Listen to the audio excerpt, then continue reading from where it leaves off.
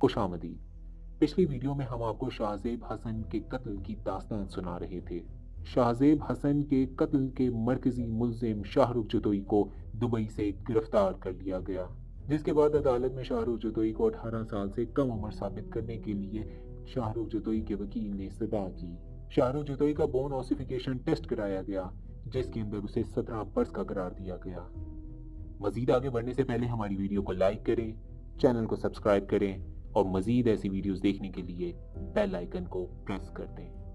لیکن anti terrorism court نے اس medical report کو یہ کہہ کر مسترد کر دیا کہ عدالت نے شاہ رخ جتوئی کے میڈیکل معائنے کے لیے سروسز ہاسپٹل کے ایم ایس سے رابطہ کرنے کا کہا تھا، لیکن عدالت میں جمع کرائی گئی رپورٹ پولیس سرجن کی تحریر کرتا ہے۔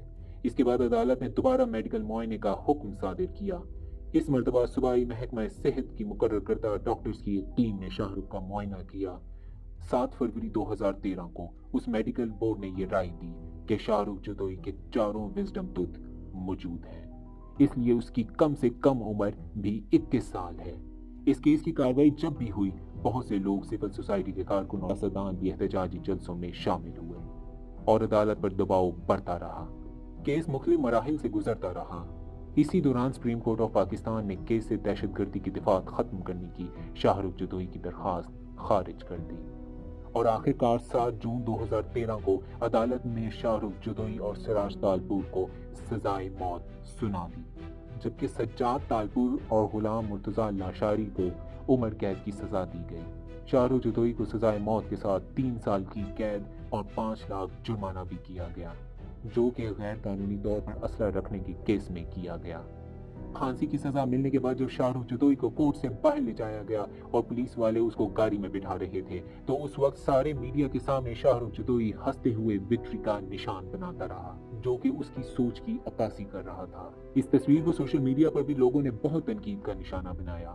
اینٹی ٹیررزم کورٹ کے اس فیصلے کے خلاف شاہ رخ جتوئی نے سندھ ہائی کورٹ میں اپیل کی۔ اس اپیل کی سماعت کے دوران ہی چند ماہ بعد 9 ستمبر 2013 کو شاہزیب کے خاندان نے شاہ رخ جتوئی کے نام معافی نامہ جاری کر دیا، لیکن دہشت گردی کی دفعات قائم رہی، جس کی وجہ سے کیس چلتا رہا۔ 17 اگست 2016 کو شاہ رخ جتوئی کی وکیل کی جانب سے کیس کی جوینائل کورٹ میں اثر نو سماعت کے لیے درخواست دائر کی گئی۔ سندھ ہائی کورٹ میں شاہ رخ جتوئی سمیت تمام ملزمان کی اپیل کا فیصلہ 19 نومبر 2017 کو ہوا، جب عدالت نے تمام ملزمان کی سزائیں کالعدم قرار دے دی اور مقدمے سے دہشت گردی کی دفعات بھی ختم کر دی۔ ملزمان کے وکیل فاروق ایچ نائک کی درخواست پر عدالت نے مقدمے کو اثر نو سماعت کے لیے سیشن کورٹ بھیج دیا اور روزانہ کی بنیاد پر سماعت کا حکم دیا۔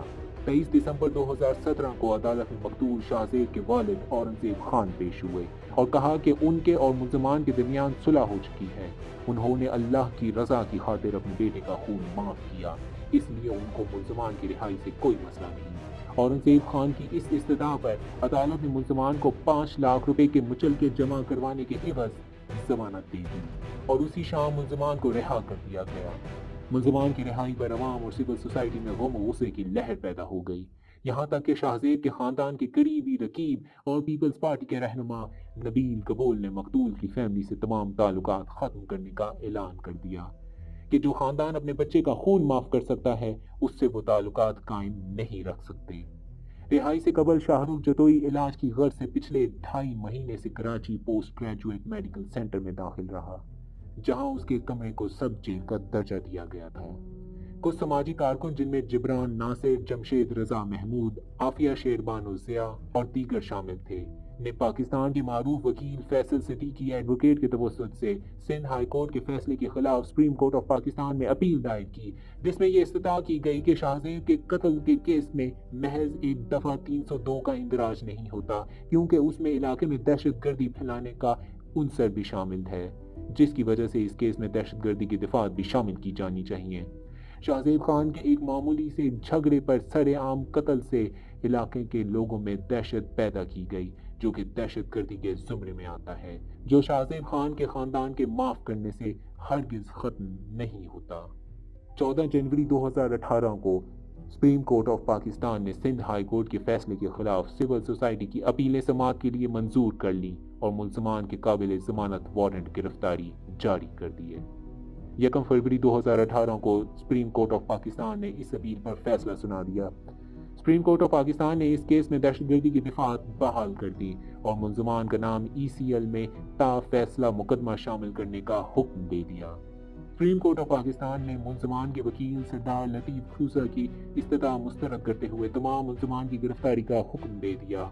शाहरुख जदोई मुकदमे का फैसला सुनने के लिए अदालत में मौजूद था, जिसको वहां से ही हिरासत में ले लिया गया।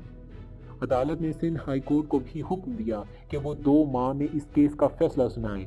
9 फरवरी 2018 को फिर शाहरुख जदोई को तबीयत नासाज होने की वजह से जिना पोस्ट ग्रेजुएट मेडिकल सेंटर मुंतकिल कर दिया गया।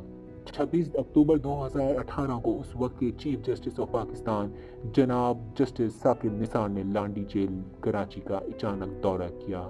इस दौरे के दौरान वो शाहरुख जदोई के कमरे में भी गए और वहां मुलजिम को मयसर सहूलियात देखकर शदीद बरहमी का इजहार किया और जेल सुपरिटेंडेंट को उसके ओहदे से फारिग कर दिया और शाहरुख जदोई को डेथ सेल में मुंतकिल करने का हुक्म दे दिया।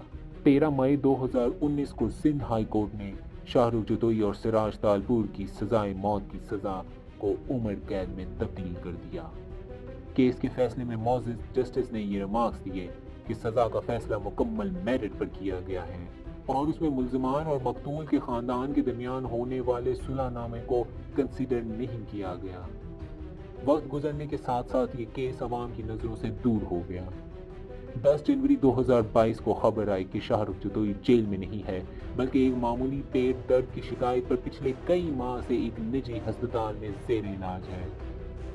बीमारी तो सिर्फ एक बहाना थी। शाहरुख के लिए अस्पताल का पूरा फ्लोर बुक कराया गया था, जहां शाहरुख पुरतैश जिंदगी गुजार रहा था। इस खबर के मंजर आम पर आने के बाद शाहरुख जदोई को फिर से जेल भेज दिया गया। ये थी शाहज़ेब खान कत्ल केस की मुकम्मल दास्तान। आपको हमारी वीडियो कैसी लगी? वीडियो पसंद आने की सूरत में वीडियो को लाइक करें, चैनल को सब्सक्राइब करें और नीचे कमेंट्स में अपनी कीमती राय से ज़रूर आगाह करें। बहुत शुक्रिया।